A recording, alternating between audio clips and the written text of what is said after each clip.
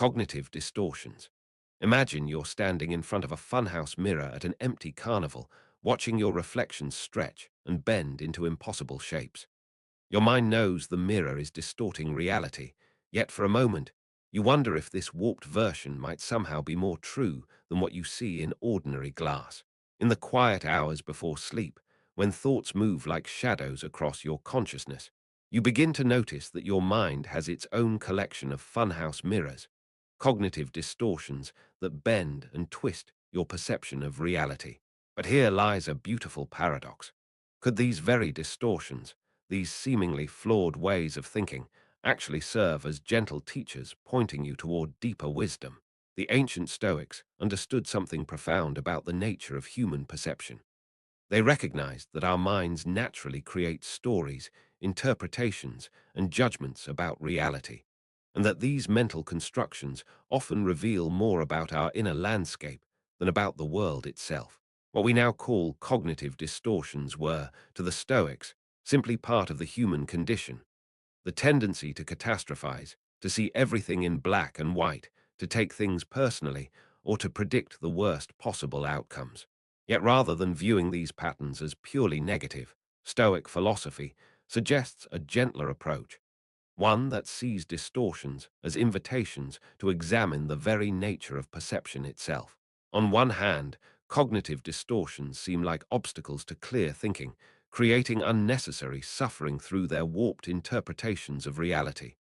When you catch yourself thinking, everyone always ignores me, or I never do anything right, these all-or-nothing thoughts feel heavy and absolute. They create a world painted in stark contrasts, where nuance disappears and middle ground becomes impossible to see. Your mind, in these moments, acts like an overly dramatic narrator, turning minor setbacks into epic tragedies and temporary difficulties into permanent character flaws. On the other hand, these same distortions often arise from your mind's deep desire to protect and understand. The tendency to catastrophize, for instance, emerges from an ancient survival mechanism, your brain's attempt to prepare for every possible danger. When you find yourself predicting the worst outcome, part of you is trying to create a sense of control through preparation, even if that preparation involves imagining scenarios that may never come to pass. There's almost a tender quality to this mental habit, like a worried parent checking the locks one more time before bed. The Stoic approach to these mental patterns involves a beautiful practice of gentle observation. Marcus Aurelius wrote extensively about watching his own thoughts and judgments with the curiosity of a natural scientist. When you notice your mind engaging in fortune-telling, predicting negative outcomes with absolute certainty, you can pause and ask yourself, what if my mind is simply trying to feel prepared? This question doesn't dismiss the distortion, but approaches it with compassion, recognizing the underlying intention while questioning the method. Consider the cognitive distortion known as emotional reasoning, the belief that because you feel something, it must be true. If you feel worthless, your mind concludes you must be worthless. If you feel afraid, it assumes danger is imminent. The Stoics understood that emotions, while valuable messengers, are not infallible judges of reality. They saw feelings as weather patterns of the inner landscape, sometimes stormy, sometimes calm, always temporary, and always worthy of attention without necessarily being trusted as absolute truth. This perspective creates space for a profound shift in your relationship with your own thoughts. Instead of being hijacked by every mental pattern, you begin to develop what the Stoics called the view from above, the ability to step back and observe your thinking with gentle detachment. When you catch yourself mind-reading, assuming you know what others are thinking about you, you can notice this habit with the same mild curiosity you might feel watching clouds form shapes in the sky. The cloud elephant isn't really an elephant, and your assumption about someone's thoughts isn't necessarily their actual thoughts.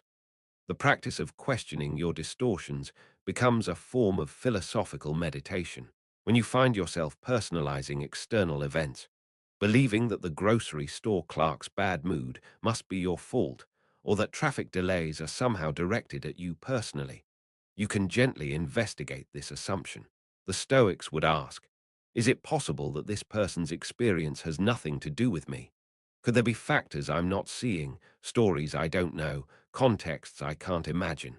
This inquiry doesn't require you to change your feelings immediately, but simply to hold them more lightly. The deepest Stoic insight about cognitive distortions is that they often contain kernels of wisdom wrapped in unhelpful packaging. Your tendency toward perfectionism, while potentially paralyzing, might also reflect a genuine appreciation for excellence and craftsmanship. Your inclination to filter out positive experiences while focusing on negative ones might stem from a mind trained to solve problems and identify areas for improvement.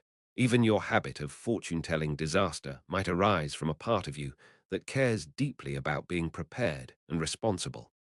This recognition transforms your relationship with your own mental patterns from one of warfare to one of gentle diplomacy. You're no longer fighting against parts of yourself, but rather negotiating with them, understanding their concerns, and helping them find more balanced ways to express their underlying intentions. It's like being a kind translator between different aspects of your own psyche, helping your protective mind communicate with your wise mind in a language they both can understand.